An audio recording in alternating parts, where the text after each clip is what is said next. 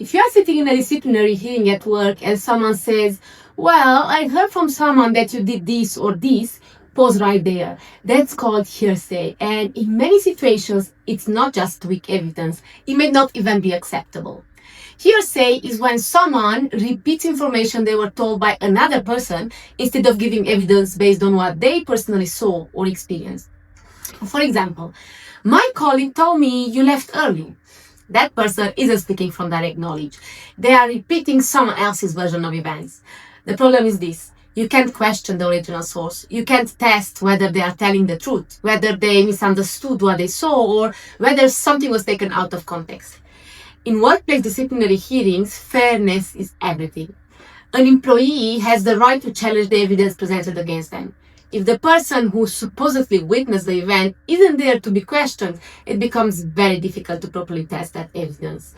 And when evidence can't be properly tested, the process can quickly become unfair. That's why hearsay is generally treated with caution. It's considered less reliable than direct first-hand testimony.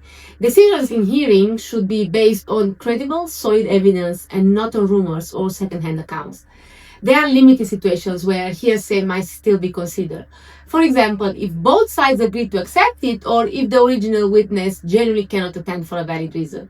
In some cases, a chairperson may decide it's appropriate to consider it. But even then, hearsay usually carries less weight than direct evidence and often needs to be supported by something more concrete. In practice, disciplinary cases can fall apart when the only evidence presented is hearsay. If the accusation is based purely on someone said with no direct witness, no documentation, no footage, and no supporting proof, the case becomes extremely weak. On the other hand, if there is additional evidence like written records or CCTV, then hearsay may play a smaller supporting role rather than being the foundation of the case. If hearsay is presented against you in a disciplinary hearing, you are entitled to raise concerns. You can request that the original witness be called. You can question when and how the statement was made. You can point out that without the source present, the information cannot properly be tested for accuracy.